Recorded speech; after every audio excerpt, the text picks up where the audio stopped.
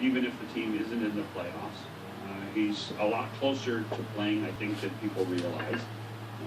All of the histrionics that people made out of some of the examples of him skating around were minorly unfair.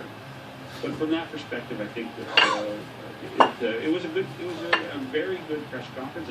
Actually, the one thing I think that came out of it, with Price being named to the World Cup team, I was one of those guys that always said, if he didn't play this season, how could you play for Canada before you play for Canadians next season? Well, easy.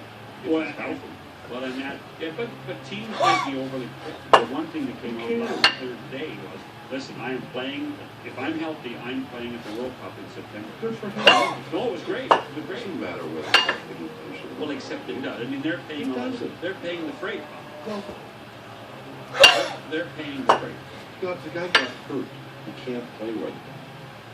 If he can play in a week or 2 weeks, or play in the last couple of weeks of the season, fine.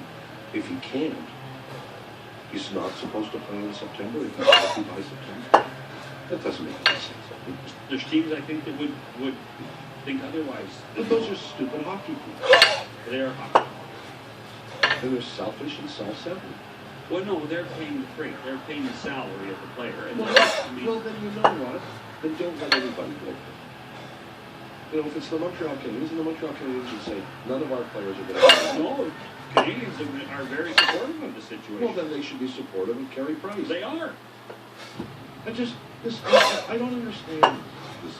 This isn't the first time we've heard this. Every time there's, whether it's a world championship or this or that or the other thing, there's this, the code, the duty. Another code? God, country, and Gord. Whatever that. And I think it's nonsense.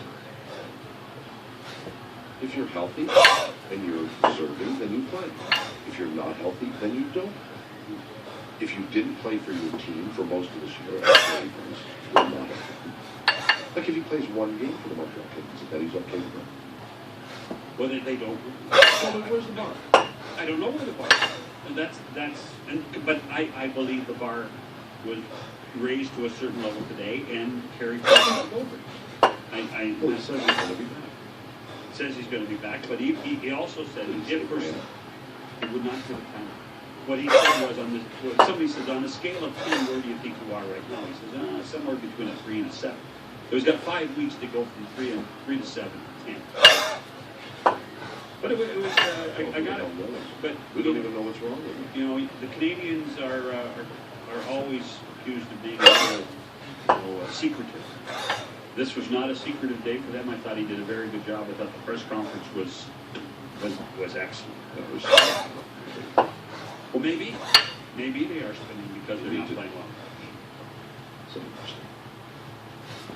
Although for a few days they look like they might be getting back. Difficult with Mike Condon and Ben Scrivens in Chicago.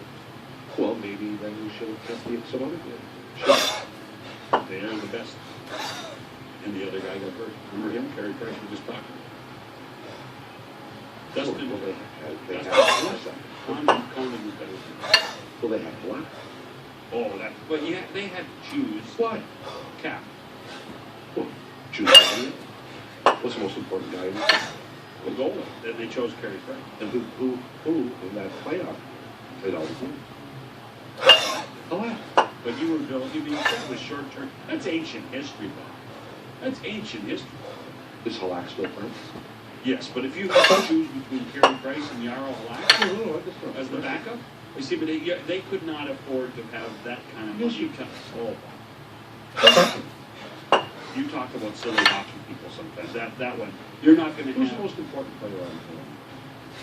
Fourth line center. The goaltender. Yes, he is. I know. Okay, how many goaltenders are the highest paid player? How many goaltenders are the highest paid players? Answer the question. How about none? Oh, no. Oh, yeah? Who? Carey Price. Carey Price more than Aha. Okay. I got to go look at my notes on that. How about Ryan Miller? Ryan Miller might be. He said Corey Schneider. Corey Schneider? So we'd have to go check our numbers. So maybe there's 2 out of 30 people. The most important player, any coach, any general manager will tell you, if you don't have a good goaltender, I know. you can't, am I wrong? You can't win. Yeah. But when it comes to paying, They don't want to pay. it's ridiculous to me. It's absolutely ridiculous. You got 2 good goaltenders? Pay them. Pay them what they're worth. Cut elsewhere. You know, how many guys a general manager signs in the $5 million abyss to play on the 3rd line, sometimes on the 4th line, and then wind up looking to dump that contract in about 6 months because the guy ain't worth anywhere near $5 million.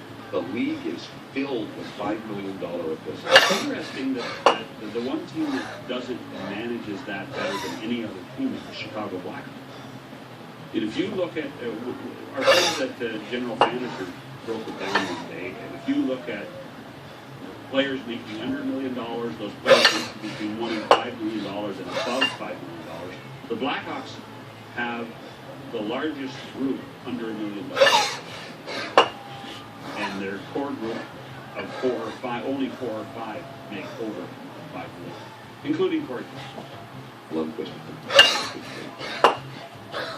More than Rick Reed? I guess he would. But there's got to be a lot. There's a few others. That's it? One team? What about the league?